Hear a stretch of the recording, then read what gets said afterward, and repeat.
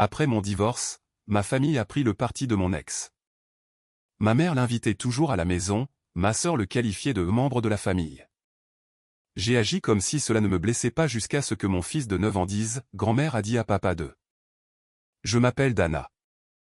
J'ai 38 ans. Et le moment qui a tout changé n'a pas été le divorce, ni les documents de garde, ni même l'après-midi où mon avocate a appelé avec des informations qui m'ont fait m'asseoir sur le sol de ma cuisine et y rester pendant 20 minutes. Ce fut un mardi soir de juillet, lorsque mon fils de 9 ans est monté dans la voiture après son dîner hebdomadaire chez mes parents, a attaché sa ceinture de sécurité et a dit. Avec le ton désinvolte qu'utilisent les enfants lorsqu'ils répètent quelque chose qu'ils ont entendu sans en comprendre tout le poids, grand-mère a dit à papa de demander la garde exclusive. J'ai gardé les deux mains sur le volant.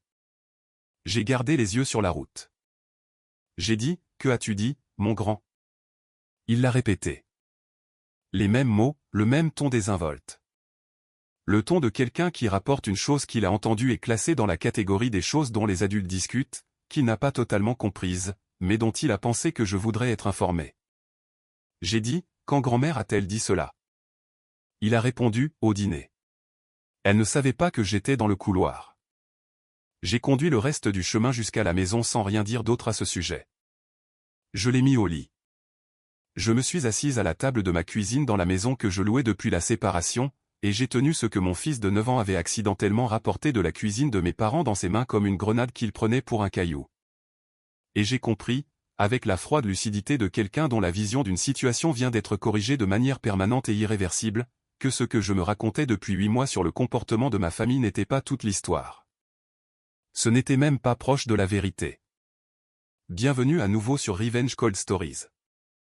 Si vous avez déjà fait confiance aux personnes qui étaient censées vous soutenir pour découvrir qu'elles travaillaient contre vous, cette histoire est pour vous.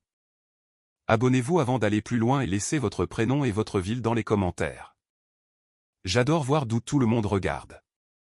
Et restez avec moi jusqu'à la fin, car ce qui semblait être une bataille pour la garde a révélé quelque chose de bien pire.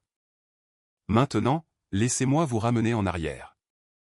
Je suis comptable de formation et administratrice financière de carrière. J'ai passé 12 ans à gérer les comptes d'une entreprise de construction commerciale, ce qui signifie que je sais comment l'argent circule dans une entreprise. Je sais à quoi ressemblent des registres de dépenses légitimes, et je sais à quoi ressemblent les registres quand quelqu'un a été créatif avec la catégorisation. Je sais à quoi ressemble une piste d'audit propre. Et je sais à quoi cela ressemble quand quelqu'un a géré l'apparence d'une piste propre plutôt que l'état réel des comptes. Je suis précise. Je suis patiente et j'ai une mémoire pour les chiffres que mon professeur de comptabilité à l'université a un jour décrite comme étant à la limite du troublant. J'ai également été, pendant 11 ans, la personne qui a géré les comptes de l'entreprise de mon ex-mari. Il s'appelle Trevor. Il a 42 ans, il est grand, c'est le genre d'homme qui remplit une pièce avec l'autorité de quelqu'un qui n'a jamais eu à justifier sa présence. Il a bâti une entreprise de rénovation commerciale au cours de nos 8 années de mariage qui comptait, au moment de notre séparation, 31 employés et des contrats avec 3 chaînes hôtelières régionales. Il l'a bâti. C'est la version de l'histoire qu'il raconte. Voici ce qui est également vrai. Quand Trevor a lancé l'entreprise, il avait une licence d'entrepreneur, une grande confiance en lui, et aucune compréhension de la façon de gérer l'aspect financier d'une opération. J'avais une certification en comptabilité, 7 ans d'expérience professionnelle, et la capacité spécifique de construire des systèmes financiers pouvant évoluer sans s'effondrer. J'ai construit les systèmes. J'ai géré les comptes. Je me suis occupé de la paie, des contrats avec les fournisseurs, de la préparation des impôts, des déclarations trimestrielles, des dossiers d'assurance et des relations bancaires, ce qui lui a permis de se concentrer entièrement sur le travail en contact avec les clients. C'était véritablement sa force. Il était très doué pour le travail avec les clients. J'étais très doué pour tout ce qui rendait le travail avec les clients possible. L'entreprise était à son nom. Je n'y avais pas beaucoup pensé au moment où j'ai accepté. Nous étions mariés. Nous construisions quelque chose ensemble. La structure légale ressemblait à une formalité plutôt qu'à une décision lourde de conséquences. Je comprendrai plus tard que chaque décision financière a des conséquences, que les conséquences arrivent quand on s'y attend le moins, et que le moment pour comprendre la structure est avant que la structure ne soit mise à l'épreuve. Je ne l'ai pas compris à temps. Mais je comprenais les comptes, et les comptes, il s'est avéré, était la chose la plus importante à laquelle j'avais accès. Ma famille est construite autour d'une hiérarchie spécifique que j'avais acceptée depuis si longtemps que j'avais cessé de la voir comme une hiérarchie pour commencer à la voir comme un fait naturel. Ma mère s'appelle Patricia, 63 ans. C'est le genre de femme qui a toujours organisé son monde autour des personnes qui avaient le plus de ressources. Non pas parce qu'elle est cynique, mais parce qu'elle a grandi sans ressources et a développé la conviction profonde, et pas tout à fait consciente, que la proximité avec la richesse était le substitut le plus proche disponible à la sécurité.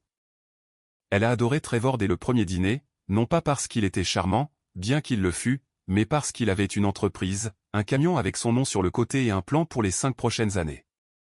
Et elle avait passé toute sa vie à proximité d'hommes qui n'avaient pas ces choses-là et avaient appris à faire la différence. Elle l'a traité comme un fils à partir d'environ le 2e mois où je l'ai ramené à la maison. Elle m'a traité comme une chanceuse de l'avoir.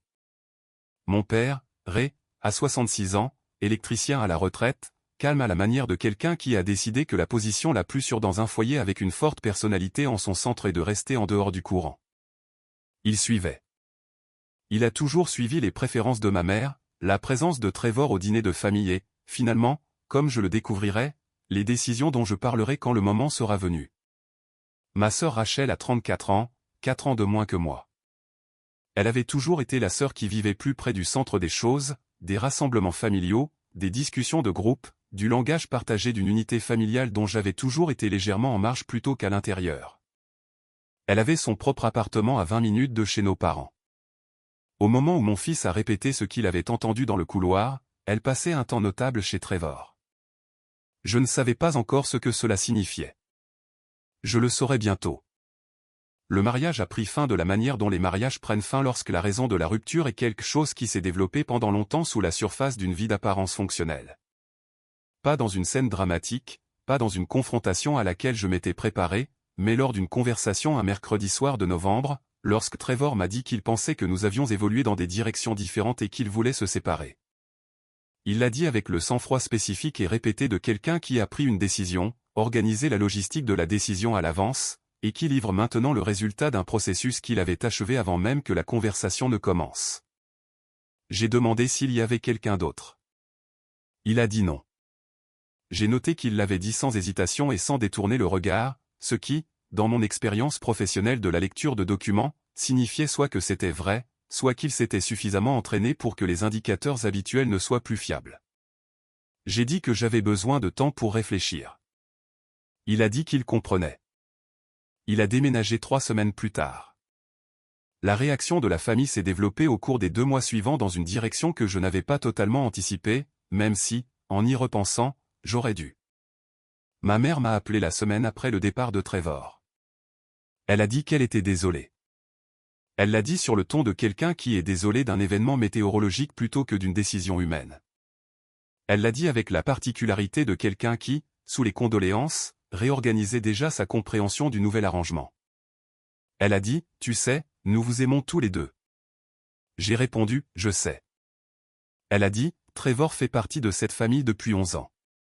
Cela ne s'arrête pas comme ça. » J'ai dit, « Je comprends. » Elle a dit, « Ce serait dommage pour les enfants de le perdre. » J'ai noté le mot « enfant », au pluriel, bien que Trevor et moi n'ayons eu qu'un seul enfant ensemble, mon fils Owen. Le pluriel avait la qualité d'un mot utilisé pour faire paraître général une préoccupation spécifique. J'ai dit que j'étais d'accord sur le fait que ce serait difficile pour Owen. Elle a dit, « Nous voulons rester neutres. » J'ai dit que c'était très bien. Elle a dit, « Nous l'inviterons toujours à dîner le dimanche, si cela te convient, pour le bien d'Owen. » J'ai dit bien sûr. Je l'ai dit de la façon dont j'avais toujours dit bien sûr dans ma famille, c'est-à-dire avec la voix de quelqu'un qui avait appris que le désaccord nécessitait plus d'énergie que l'accord n'en coûterait, et qui avait fait le calcul en conséquence. Je ne comprenais pas encore que l'énergie que je conservais en acceptant serait requise très bientôt pour quelque chose de considérablement plus important que les dîners du dimanche. Les mois entre la séparation et juillet se sont installés dans un schéma qui était douloureux de la manière ordinaire des séparations avec garde partagée, et douloureux d'une manière que je ne pouvais pas encore nommer. J'avais Owen 3 nuits par semaine et un week-end sur 2. Trevor avait la même chose. L'arrangement était informel, convenu entre nous par le biais d'avocats qui n'étaient pas encore passés à la documentation formelle de la garde. Mes parents invitaient Trevor le dimanche. Ma sœur était présente à ces dimanches. Je le savais parce qu'Owen le mentionnait de la manière désinvolte dont les enfants mentionnent les choses qu'ils observent sans comprendre que cette observation a de la valeur. Il disait que tante Rachel était là. Il disait que grand-mère avait préparé le plat préféré de Trevor. Il disait qu'ils avaient tous regardé le match ensemble. Je notais chaque mention. Je ne disais rien. Je gérais quelque chose que je pouvais ressentir mais pas encore mesurer, à savoir le soupçon que la neutralité décrite par ma mère en novembre n'était pas la neutralité que j'avais imaginée. Les dîners du dimanche ont continué. La discussion de groupe, qui avait toujours inclus Trevor, même quand nous étions ensemble, a continué à l'inclure après la séparation. Ma sœur m'envoyait moins de messages. Ma mère m'envoyait des messages sur l'emploi du temps d'Owen avec une fréquence croissante, mais sur d'autres sujets avec une fréquence décroissante. J'ai noté le schéma. Je n'avais pas encore de nom pour ce que je remarquais. Le nom est arrivé un mardi soir de juillet, lorsque mon fils est monté dans ma voiture après le dîner chez mes parents et a dit, sur le ton désinvolte d'un enfant de 9 ans rapportant quelque chose qu'il avait entendu depuis un couloir, grand-mère a dit à papa de demander la garde exclusive. J'ai conduit jusqu'à la maison avec les deux mains sur le volant. Je l'ai mis au lit. Je me suis assise à la table de la cuisine et j'ai ouvert le tableur que je tenais à jour depuis la séparation. Pas le budget du ménage. L'autre, celui que j'avais commencé à tenir quand j'avais quitté la liste de paie de l'entreprise et que j'avais emporté, comme il est d'usage pour une administratrice financière sur le départ, les copies des registres que j'avais le droit de conserver. Les registres que j'avais compilés discrètement pendant 8 mois, les registres dont je n'avais pas encore parlé à mon avocate, parce que je n'avais pas encore compris à quoi ils serviraient. Je comprenais maintenant. Ma mère avait dit à mon ex-mari de se battre contre moi pour notre fils. Non pas parce qu'elle s'inquiétait pour Owen, non pas parce qu'elle avait évalué nos compétences parentales respectives et trouvé les miennes insuffisantes. À cause d'autre chose, quelque chose qui avait été le principe organisateur du comportement de ma famille pendant 11 ans sans que je l'ai nommé clairement. Trevor avait de l'argent, et ma famille avait décidé, de la façon dont les familles décident des choses qu'elles ne disent jamais directement, que leur proximité avec l'argent de Trevor valait plus que leur loyauté envers moi. La bataille pour la garde ne concernait pas la garde. Je ne savais pas encore de quoi il s'agissait réellement. Mais j'avais les comptes. Et les comptes, je l'avais toujours su, racontaient la véritable histoire. Quelle que soit cette histoire, j'allais en lire chaque page avant que quiconque n'ait la chance de décider quelle partie j'étais autorisé à voir. J'ai appelé mon avocate le matin après qu'Owen m'a raconté ce qu'il avait entendu dans le couloir. Elle s'appelle Claire Okafor, 44 ans, droit de la famille et des successions, le genre d'avocate qui écoute la phrase entière avant de commencer à formuler une réponse. Je l'avais engagée 3 mois après le début de la séparation sur la recommandation d'un collègue de mon précédent cabinet qui l'avait décrite comme quelqu'un que l'on veut dans son camp quand l'autre camp a plus d'argent. L'autre camp avait considérablement plus d'argent. Moi, j'avais les comptes. J'ai dit à Claire ce qu'Owen avait dit. Je lui ai parlé des dîners du dimanche, de la discussion de groupe et de la présence croissante de ma sœur chez Trevor. Je lui ai parlé de l'appel de ma mère en novembre et du mot neutre, et de la façon dont cela avait sonné comme une intention décrite plutôt que réelle. Claire a écouté sans m'interrompre. Quand j'ai eu terminé, elle a dit, « Vous avez mentionné que vous gériez les finances de l'entreprise. » J'ai répondu, « Pendant 8 ans. » Elle a demandé, « Qu'avez-vous emporté avec vous lorsque vous avez quitté l'entreprise ?» J'ai dit, « Tout ce à quoi j'avais droit.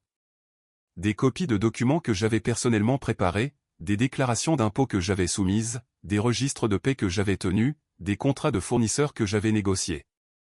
La documentation standard qu'une administratrice financière conserve pour ses propres dossiers. » Elle a dit, « Et vous les avez gardés organisés. » J'ai répondu, « J'ai un système. » Claire a dit, « J'aimerais voir ce système. » Je lui ai apporté 2 classeurs et une clé USB le jeudi suivant. Elle a passé 40 minutes à parcourir les classeurs pendant que j'étais assise de l'autre côté de son bureau et que je regardais son visage passer par la séquence spécifique d'expression qui indiquait qu'un examen de documents produisait des informations que l'examinateur ne s'attendait pas à trouver. Elle a posé le 2e classeur et m'a regardé. Elle a dit, « Depuis combien de temps êtes-vous au courant des transferts ?» J'ai répondu, « J'ai remarqué des irrégularités dans la structure des comptes environ 14 mois avant la séparation. » Je ne savais pas ce qu'elle signifiait à l'époque. J'ai documenté ce que j'ai observé et j'ai conservé les registres. Elle a demandé, « Pourquoi n'en avez-vous pas parlé à Trevor ?» J'ai répondu, parce que, d'après mon expérience professionnelle, quand vous trouvez une irrégularité dans des comptes et que vous interrogez la personne qui a créé cette irrégularité, l'une de ces deux choses se produit. Soit elle l'explique et l'explication est légitime, et l'irrégularité s'avère être une erreur d'interprétation, soit elle comprend que vous avez trouvé la chose qu'elle ne voulait pas qu'on trouve et elle commence à gérer votre accès à l'information. J'ai dit, je ne voulais pas que mon accès soit géré. Claire m'a regardé pendant un moment avec l'expression de quelqu'un qui recalibre son évaluation d'une personne qu'il pensait avoir déjà totalement cernée. Elle a dit, dites-moi ce que vous avez trouvé. Je lui ai dit que les irrégularités avaient commencé, pour autant que je puisse les retracer, environ 2 ans et demi avant la séparation. Pas de façon dramatique, pas à la manière d'une faute financière qui s'annonce d'elle-même, mais de la manière dont commencent toujours les irrégularités prudentes, c'est-à-dire avec un seul petit changement dans un schéma établi depuis assez longtemps pour sembler invisible. Un paiement à un fournisseur en mars de cette année-là qui était allé sur un compte que je ne reconnaissais pas. Le montant n'était pas assez important pour être signalé lors d'un examen de routine. Le nom du fournisseur était un nom que je n'avais jamais vu auparavant. Quand j'ai cherché l'enregistrement du fournisseur, il renvoyait à une société holding dont l'adresse de l'agent enregistré était un service de boîte aux lettres dans le Delaware. Je l'ai noté. J'ai cherché des paiements similaires au cours des mois suivants. J'en ai trouvé 6 autres l'année suivante. Des montants différents, des noms de fournisseurs différents, tous renvoyant, lorsque je retraçais l'enregistrement, à des sociétés holding ayant la même infrastructure de service de boîte aux lettres. Ensuite, j'ai trouvé la carte de crédit, une carte de crédit professionnelle émise au nom de l'entreprise que je n'avais pas configurée et dont j'ignorais l'existence. Les relevés étaient envoyés à une adresse email que je ne gérais pas. Les dépenses sur la carte comprenaient des hôtels, des additions au restaurant, des réservations de voyage et des achats au détail dans des magasins qui n'apparaissaient dans aucune relation avec des fournisseurs de l'entreprise. J'ai imprimé les relevés. J'ai croisé les dates avec le calendrier de voyage de Trevor pour la même période, auquel j'avais accès car la gestion de son emploi du temps faisait partie de mon rôle administratif. Plusieurs des frais d'hôtel avaient eu lieu à des dates où Trevor m'avait dit qu'il était sur des chantiers dans d'autres villes. Les emplacements des hôtels ne correspondaient pas aux villes des chantiers. J'ai noté cela. J'ai gardé les dossiers. Je n'ai pas confronté Trevor. J'ai raconté tout cela à Claire un jeudi matin dans une salle de conférence qui sentait le café et le vieux papier. Et je l'ai regardé prendre des notes avec l'attention concentrée de quelqu'un qui construit une structure à partir des matériaux qu'on lui remet. Quand j'ai eu terminé, elle a posé son stylo. Elle a dit, les sociétés holding, avez-vous des documents indiquant qui les contrôle? J'ai répondu, j'ai les documents d'enregistrement. L'agent enregistré est le même pour toutes. Les informations sur les bénéficiaires effectifs ne sont pas divulguées publiquement dans les créations d'entreprises du Delaware. Mais 3 des paiements sont passés par le compte de l'entreprise à des dates où je peux situer Trevor et une autre personne ensemble, en me basant sur les dépenses de la carte de crédit. Claire a demandé, une autre personne? J'ai dit, oui. Elle a demandé, savez-vous de qui il s'agit? J'ai répondu, j'ai un nom grâce à la carte de crédit. Il apparaît sur une inscription à l'hôtel où la carte a été utilisée et où le nom d'un deuxième client a été enregistré. Je l'ai remarqué parce que ce nom apparaissait dans notre vie personnelle dans un contexte qui rendait la connexion notable. Claire a attendu. J'ai dit, le nom est Rachel. La pièce était silencieuse. Claire a repris son stylo. Elle a dit, votre sœur Rachel. J'ai dit, oui. Elle a écrit quelque chose sur son bloc-notes, l'a regardé pendant un moment, puis m'a regardé. Elle a demandé, depuis combien de temps gardez-vous cela pour vous? J'ai répondu, j'ai trouvé l'enregistrement de l'hôtel il y a 8 mois.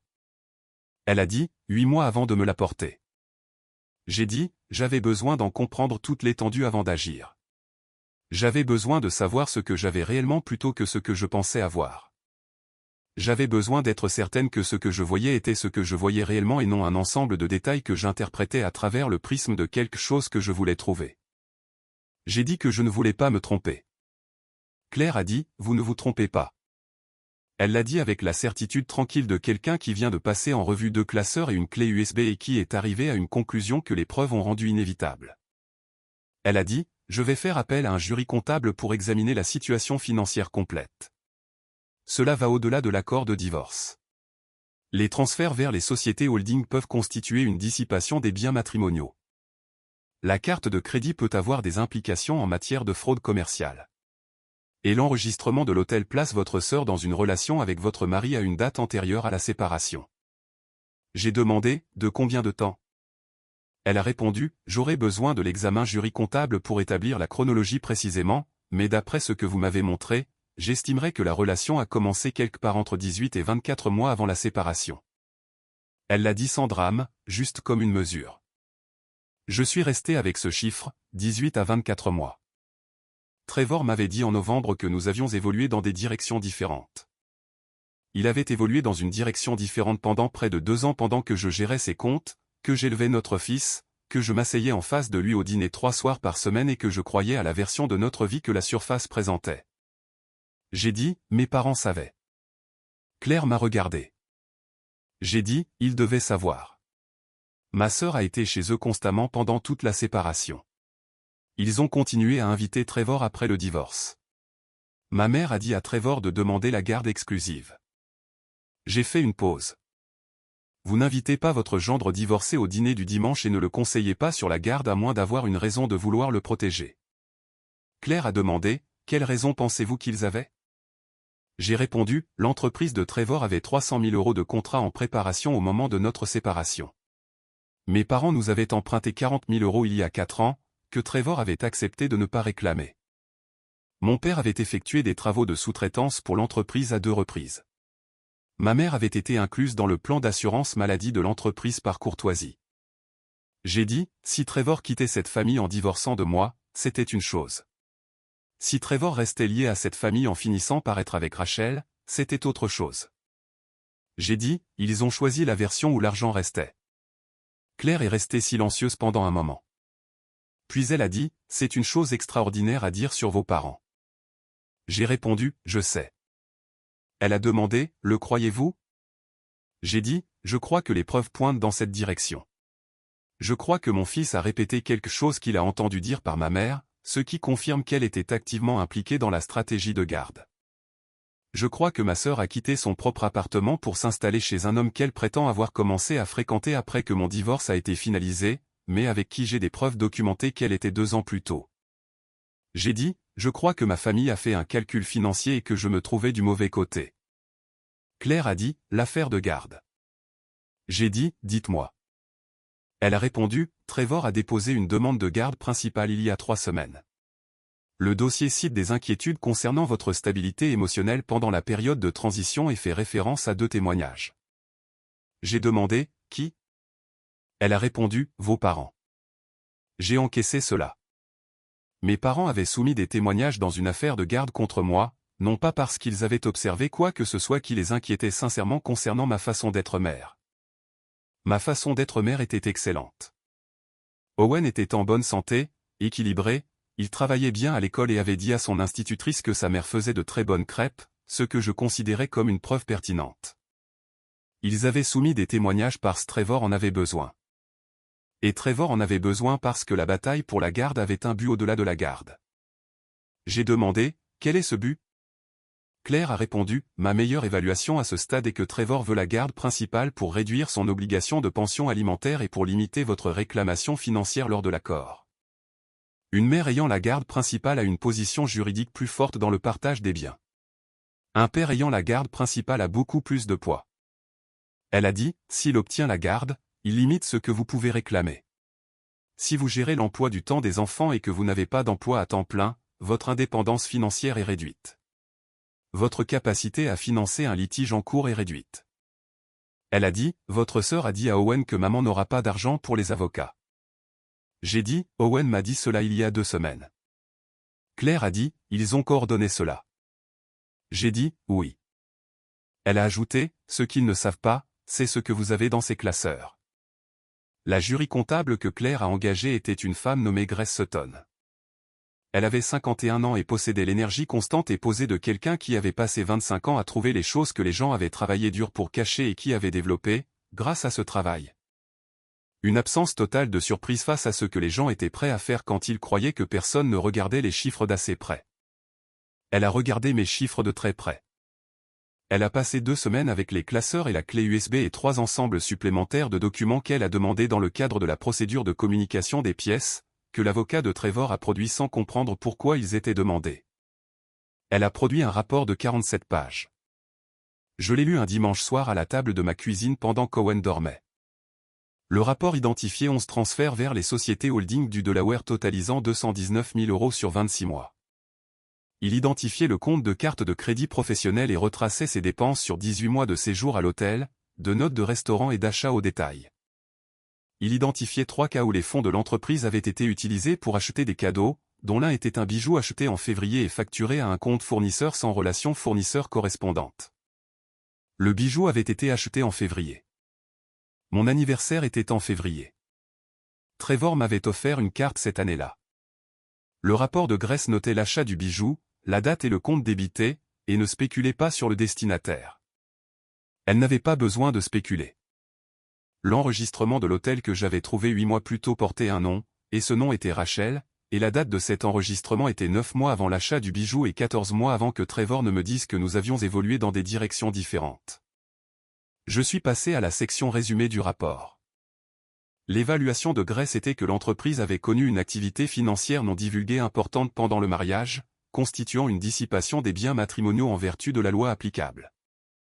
La valeur totale des biens dissipés, y compris les transferts, les dépenses par carte de crédit et les soldes de compte cachés qu'elle avait identifiés grâce aux documents supplémentaires, s'élevait à 412 000 €. 412 000 € qui étaient sortis du patrimoine conjugal via des comptes dont j'ignorais l'existence, gérés par le biais de sociétés holding que je n'avais pas créées, dépensés pour une vie qui s'était déroulée parallèlement à la mienne pendant 26 mois. J'ai refermé le rapport. Je me suis assise un moment dehors. C'était un dimanche soir de septembre, et le quartier vivait son calme du dimanche soir.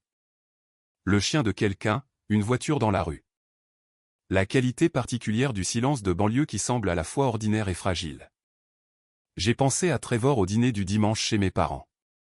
J'ai pensé à Rachel assise près de lui à table, que j'avais vue sur les photos qu'Owen avait décrites. J'ai pensé à ma mère utilisant le mot neutre en novembre. J'ai pensé au nom de mon père sur un témoignage soumis à un tribunal de la famille. J'ai pensé à un enfant de 9 ans sur le siège arrière de ma voiture répétant quelque chose qu'il avait entendu depuis un couloir. Grand-mère a dit à papa de demander la garde exclusive. J'ai repensé à ce que Claire avait dit. Ce qu'ils ne savent pas, c'est ce que vous avez dans ces classeurs. Ils avaient bâti une stratégie en partant du principe que j'étais la personne que j'avais toujours été dans cette famille, la personne qui encaissait, la personne qui s'adaptait, la personne qui disait bien sûr alors qu'elle pensait toute autre chose. Et qui continuait d'avancer parce que le calcul indiquait que cela coûtait moins cher que l'alternative. Ils avaient bâti une stratégie autour de la version de moi qui existait avant que je ne m'assoie à une table de cuisine il y a 8 mois, que je n'ouvre un tableur et que je ne commence à lire ce que les chiffres disaient réellement. Ils ne savaient pas que cette version de moi avait disparu. Ils étaient sur le point de le découvrir. Claire avait programmé l'audience préliminaire pour la garde en octobre. J'avais 6 semaines. J'ai pris mon téléphone et j'ai envoyé un message à Grace Sutton. J'ai écrit « Êtes-vous disponible mardi matin ?» Elle a répondu dans les 4 minutes. Elle a dit « J'apporterai le rapport complet. » J'ai dit « Apportez 2 copies. » Elle a répondu « Compris. » J'ai posé mon téléphone. Je suis allé voir Owen. Il dormait, un bras par-dessus le bord du lit, comme il dormait toujours, de cette façon qui me donnait envie de le border à nouveau sans le réveiller. Je l'ai bordé sans le réveiller. Je suis resté dans l'encadrement de la porte un moment. Il m'avait raconté ce qu'il avait entendu dans le couloir parce qu'il me confiait ce qu'il observait. Parce que j'étais le parent qui prêtait attention à ce qu'il disait et qui considérait que cela valait la peine d'être dit. Parce que, dans notre foyer, les choses qu'il remarquait comptaient, et les choses qu'il ressentait étaient réelles, et les choses qu'il me disait étaient reçues sans lui faire sentir que le dire avait été une erreur. Il avait 9 ans et il m'avait remis le fil qui allait tout détricoter. Non pas parce qu'il comprenait ce qu'il me remettait, mais parce qu'il me faisait suffisamment confiance pour me remettre tout ce qu'il trouvait. Cette confiance était la chose qui méritait d'être protégée. Pas l'accord financier, pas la réclamation financière, pas la révélation de ce que Trevor et Rachel et mes parents avaient fait. Owen, tout le reste n'était que le travail nécessaire pour s'assurer qu'il reste en sécurité. Je suis retourné à la table de la cuisine. J'ai rouvert les classeurs. J'avais 6 semaines. J'allais utiliser chacune d'entre elles. L'audience préliminaire pour la garde a eu lieu un mardi d'octobre. Trevor est arrivé avec son avocat dans la confiance posée d'un homme à qui les personnes de son entourage ont dit que l'issue était réglée. Il portait la veste qu'il gardait pour les occasions qu'il jugeait importantes. Il avait l'aisance spécifique de quelqu'un qui a été rassuré à plusieurs reprises sur le fait que la partie adverse n'a pas assez d'éléments pour rivaliser. Mes parents sont arrivés séparément et se sont assis dans le public. Ma mère arborait l'expression d'église qu'elle déployait pour les occasions nécessitant une apparence de sérieux moral. Mon père était assis à côté d'elle, avec la posture d'un homme à qui on a dit que ce qu'il faisait était juste et qui avait choisi d'y croire plutôt que de l'examiner. Rachel n'était pas là. J'ai noté son absence. Claire était assise à côté de moi à la table des plaignants avec 2 copies du rapport de Grace Sutton et un dossier de documents justificatifs organisé dans l'ordre qu'elle avait mis 3 semaines à construire. Elle avait l'énergie posée de quelqu'un qui est préparé à un résultat spécifique et qui attend que le processus rattrape la préparation. L'avocat de Trevor a commencé par l'argument de la garde. Il m'a décrite comme émotionnellement instable pendant la période de séparation, citant les témoignages de mes parents. Il a décrit Trevor comme le parent stable et financièrement à l'abri. Il a décrit l'arrangement de garde que Trevor demandait comme étant dans le meilleur intérêt d'Owen. Il a prononcé le mot stabilité 7 fois en 11 minutes. J'ai compté. La juge était une femme nommée Patricia Holloway, 61 ans, 22 ans sur le banc du tribunal de la famille. Elle avait la qualité particulière de quelqu'un qui a entendu la plupart des choses et qui a développé, grâce à cette expérience, un instinct extrêmement précis pour déceler l'écart entre ce qui est présenté et ce qui se passe réellement. Elle a écouté l'avocat de Trevor avec l'attention patiente de quelqu'un qui collecte des informations avant de décider quoi en faire. Puis Claire s'est levée. Elle n'a pas commencé par l'argument de la garde. Elle a commencé par une question.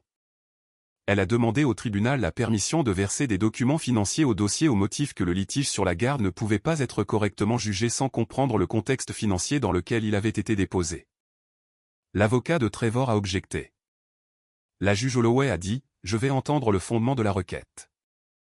Claire a dit « La documentation financière démontre que la demande de garde n'est pas principalement motivée par une préoccupation parentale, mais par une stratégie financière conçue pour limiter la réclamation de l'autre partie lors de l'accord et sa capacité de litige. Comprendre cette stratégie est essentiel pour évaluer la crédibilité de l'argument de la garde. » La juge Holloway a regardé les documents que Claire a placés devant elle. Elle est restée silencieuse un moment, puis elle a dit « Je l'autorise ». L'avocat de Trevor a de nouveau objecté. La juge Holloway a dit « Maître, je l'ai autorisé ». Grace Sutton a témoigné pendant 40 minutes. Elle était précise, à la manière de quelqu'un qui a passé 25 ans à traduire la complexité financière dans un langage utilisable par les tribunaux. Elle a détaillé les 11 transferts. Elle a détaillé le compte de carte de crédit. Elle a détaillé les sociétés holding, leurs enregistrements dans le Delaware et l'absence de toute finalité commerciale légitime justifiant leur existence. Elle a présenté le total, 412 000 €. Elle l'a dit de la façon dont les comptables prononcent les chiffres, sans emphase, comme une mesure plutôt que comme un jugement. Le chiffre a flotté dans la salle d'audience. L'avocat de Trevor a dit que les transferts étaient des dépenses professionnelles légitimes. Grace a répondu que la documentation ne soutenait pas cette qualification et a fourni 3 pages d'exemples spécifiques. L'avocat de Trevor a dit que la carte de crédit était utilisée pour divertir les clients. Grace a répondu que les séjours à l'hôtel ne correspondaient à aucune relation client dans les registres de l'entreprise et a fourni les dates, les lieux et l'absence de facture client correspondantes. L'avocat de Trevor a dit que le rapport était spéculatif. Grace a répondu que le rapport était documentaire et a fourni la source de chaque conclusion. Le contre-interrogatoire a duré 12 minutes et s'est terminé avec le retour de l'avocat de Trevor à sa place, avec l'expression de quelqu'un qui a apporté un argument préparé dans un endroit où cet argument ne s'applique pas. Ensuite, Claire a présenté l'enregistrement de l'hôtel. Elle l'a placé devant la juge. Elle en a placé une copie devant l'avocat de Trevor. Elle en a placé une copie dans le dossier. L'enregistrement de l'hôtel de février de l'année précédant la séparation, le nom de Trevor, une deuxième personne, le nom de Rachel. La date était de 14 mois avant que Trevor ne me dise que nous avions évolué dans des directions différentes. La date était également, à noter Claire pour le dossier, dans la période couverte par le patrimoine conjugal. L'avocat de Trevor a demandé une suspension de séance. La juge Holloway a dit « Nous allons faire une pause de 15 minutes ». Pendant la suspension, je me suis assise dans le couloir avec Claire. Elle passait en revue ses notes avec l'attention calme de quelqu'un qui n'a pas besoin de jouer la sérénité parce que cette sérénité est réelle. J'ai regardé le mur. J'ai pensé à un dîner du dimanche auquel je n'avais pas été invité. J'ai pensé au mot neutre. J'ai pensé au témoignage que mes parents avaient signé de leur nom. J'ai pensé à Owen endormi avec son bras par-dessus le bord du lit. Claire a demandé, « Comment vous sentez-vous » J'ai répondu, « Je vais bien. » Elle a dit, « Vous allez bien depuis la première fois que je vous ai rencontré. » J'ai dit, « Je sais. » Elle a dit, « Ce n'est pas une critique. » J'ai répondu, « Je le sais aussi. » Elle a dit, « La juge prête attention à la documentation financière. C'est ce que je veux que vous compreniez en y retournant. » Quoi que plaide l'avocat de Trevor dans la seconde moitié, la juge a déjà vu les chiffres et elle a déjà noté la date sur l'enregistrement de l'hôtel. J'ai demandé, « Qu'est-ce que cela signifie pour la garde ?» Elle a répondu que cela signifiait que la crédibilité de son argument sur la garde était évaluée par rapport à la crédibilité de ses déclarations financières, et qu'il venait d'être démontré que ces déclarations financières étaient considérablement incomplètes. J'ai demandé, « Et les déclarations de mes parents ?» Elle a répondu, « 2 témoins qui ont une relation financière documentée avec la partie adverse et dont la fille est la deuxième cliente sur un enregistrement d'hôtel ne sont pas des témoins dont les déclarations ont le poids que son avocat supposait. » J'ai demandé, « La juge va-t-elle le dire ?» Claire a répondu, « Elle n'aura pas besoin de le dire. » L'audience a repris. L'avocat de Trevor a fait valoir que les preuves financières étaient une question distincte de la garde et devaient être traitées lors de la procédure de règlement. La juge Holloway a déclaré, « Les preuves financières parlent de la crédibilité et de la motivation de cette demande de garde, ce qui est directement pertinent pour ma décision. Je les aborderai dans le cadre de mon évaluation. » L'avocat de Trevor a fait valoir que les témoignages de mes parents établissaient un modèle d'instabilité émotionnelle de ma part pendant la séparation. La juge Holloway a regardé les témoignages. Elle a regardé la documentation financière. Elle a déclaré, « Le tribunal note que les témoins qui ont soumis des déclarations en faveur du requérant ont une relation financière documentée avec l'entreprise du requérant, qui inclut des prêts personnels annulés et des accords de sous-traitance. Le tribunal note en outre que l'un des témoins a un membre de sa famille dont le nom apparaît dans les documents financiers soumis comme preuve dans cette procédure. Le tribunal accordera donc à ces déclarations le poids correspondant. » L'avocat de Trevor a commencé à répondre. La juge Holloway a dit, « J'en ai pris note, maître. » Elle l'a dit sur le ton qui a clos le sujet. On a demandé à Trevor de témoigner. Il s'est assis sur la chaise des témoins avec le sang-froid qu'il avait apporté à l'audience, et il a répondu aux questions de son avocat avec la confiance constante d'un homme qui a bien répété. Puis Claire s'est levée. Elle l'a interrogé sur les sociétés holding. Il a répondu qu'il s'agissait de véhicules commerciaux légitimes. Elle lui a demandé de nommer un client ou un projet associé à chaque entité. Il en a nommé 2. Il s'agissait de 2 entreprises pour lesquelles Grace avait déjà confirmé qu'il n'y avait aucun enregistrement de facture correspondant dans les comptes de l'entreprise. Claire a placé la documentation de Grace devant lui. Il l'a regardée. Il a dit qu'il y avait peut-être eu des problèmes de tenue de dossier pendant cette période. Claire a demandé qui avait été responsable de la tenue des dossiers de l'entreprise pendant cette période. Il a répondu que c'était l'administratrice financière. Elle a demandé qui c'était.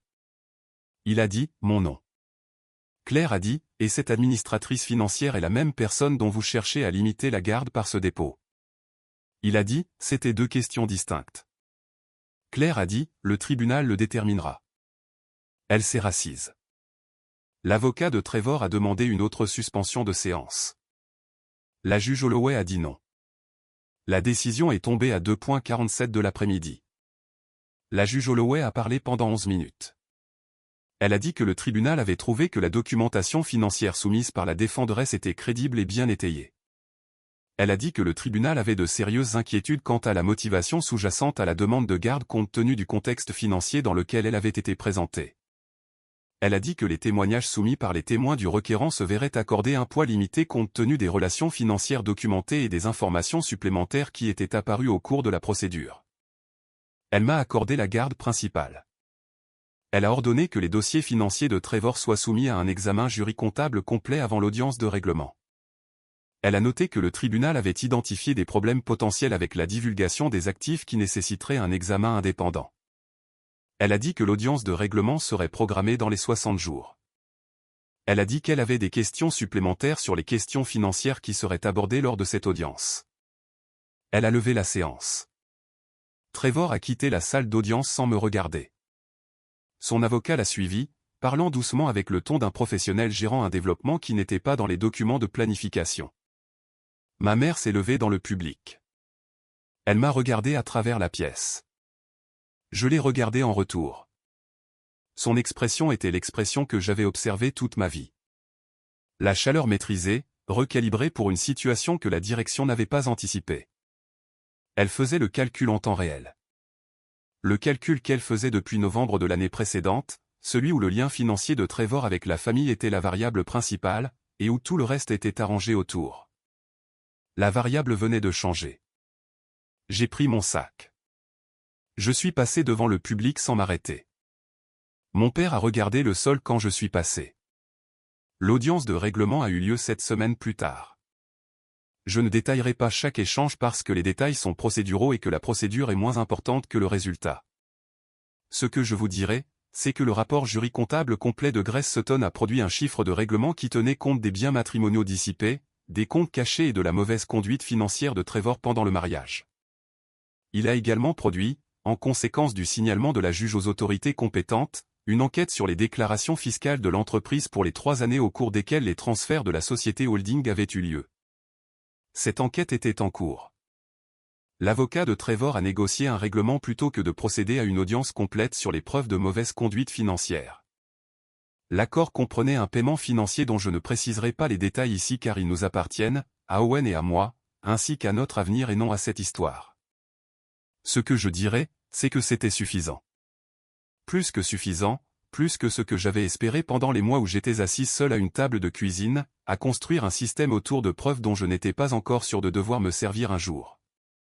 Rachel m'a appelé en novembre, 3 semaines après la conclusion de l'accord. Elle a dit qu'elle voulait s'expliquer. Je l'ai laissée parler pendant 4 minutes. Elle a dit qu'elle n'avait pas voulu que cela arrive. Elle a dit que cela avait commencé lentement et qu'elle n'avait pas su comment l'arrêter. Elle a dit qu'elle avait toujours été dans mon ombre et que Trevor lui avait donné l'impression d'être vu. Elle a dit que nos parents étaient au courant depuis 8 mois avant la séparation et lui avaient dit de garder le silence parce qu'ils avaient peur de perdre l'accès au monde de Trevor. Elle a dit que maman pensait que si je finissais par ne plus être avec lui, l'argent resterait dans la famille. Je n'ai rien dit.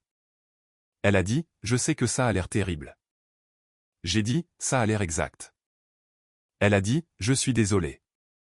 J'ai dit, je sais que tu le es. Elle a dit, pouvons-nous? J'ai dit, pas encore, Rachel. Peut-être pas avant longtemps, mais pas encore. Elle a dit, d'accord. J'ai mis fin à l'appel. Ma mère a appelé en décembre. Elle a dit qu'elle voulait se réconcilier. Elle a dit qu'elle avait fait des erreurs. Elle a dit qu'elle avait laissé les préoccupations financières obscurcir son jugement. Elle a dit qu'elle n'avait pas totalement compris à quoi elle participait lorsqu'elle avait soumis le témoignage. J'ai dit, tu as soumis une déclaration dans une affaire de garde conçue pour m'enlever mon fils. Elle a dit, je pensais que Trevor serait bon pour Owen. J'ai dit, tu pensais que l'argent de Trevor serait bon pour cette famille. Elle est restée silencieuse. J'ai dit, ce ne sont pas les mêmes choses. Elle a dit, je le sais maintenant. J'ai dit, je l'espère pour ton propre bien. Elle a dit, pouvons-nous travailler à construire quelque chose? J'ai dit, je ne ferme pas cette porte de façon permanente, mais je ne l'ouvre pas aujourd'hui. Quand Owen sera prêt à te voir selon ses propres termes, je ne l'empêcherai pas, mais j'ai besoin de temps, et j'ai besoin de distance. Et j'ai besoin de savoir que toute relation que nous reconstruirons sera bâtie sur autre chose que ce qui est pratique pour toi. Elle a dit qu'elle comprenait. J'ai dit, je l'espère. J'ai mis fin à l'appel. Je me suis assise un moment. Puis je suis allé chercher Owen.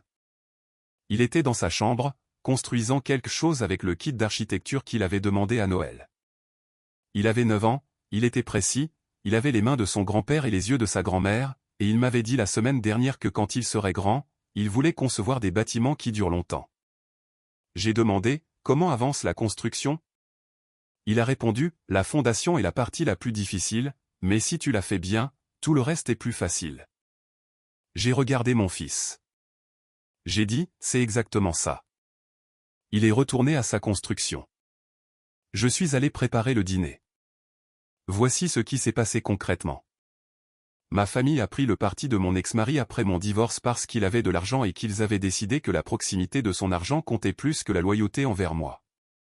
Mon fils m'a raconté ce qu'il a entendu dans un couloir. J'ai apporté 2 classeurs et une clé USB à mon avocate.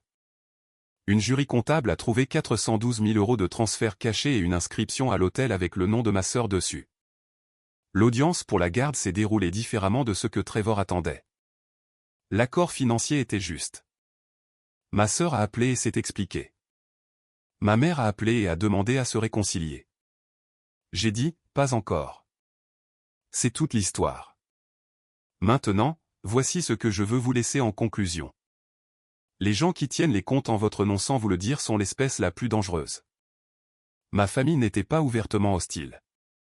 Ils étaient discrètement calculateurs. Ils avaient fait les comptes entre moi et Trevor et avaient décidé du résultat avant que quiconque ne leur ait demandé de décider quoi que ce soit. La chose qui m'a protégé n'était pas la colère. C'était la documentation. 8 mois de registre minutieux tenus par une femme qui faisait confiance à ses instincts professionnels et refusait de laisser l'émotion devancer les preuves. Conservez vos dossiers, connaissez vos chiffres, fiez-vous à ce que montrent les documents avant de vous fier à ce que les gens vous disent. La deuxième chose, mon fils a entendu quelque chose dans un couloir et me l'a dit parce qu'il était convaincu que ce qu'il remarquait comptait pour moi. Cette confiance s'est construite à travers des milliers de moments ordinaires, des dîners que j'ai préparés, des questions auxquelles j'ai répondu, des moments où je me suis arrêté de faire ce que je faisais pour écouter un enfant de 9 ans expliquer quelque chose qu'il trouvait intéressant. Le témoignage qui a le plus compté dans mon affaire de garde n'était pas le rapport jury comptable de Grace Sutton. C'était un enfant qui faisait assez confiance à sa mère pour lui raconter ce qu'il avait entendu. Construisez cela chaque jour, avec constance, sans faire d'annonce. C'est la fondation sur laquelle tout le reste repose. Dites-moi dans les commentaires votre prénom et votre ville. Dites-moi si vous avez déjà découvert que les personnes censées être dans votre camp se tenaient discrètement dans celui de quelqu'un d'autre.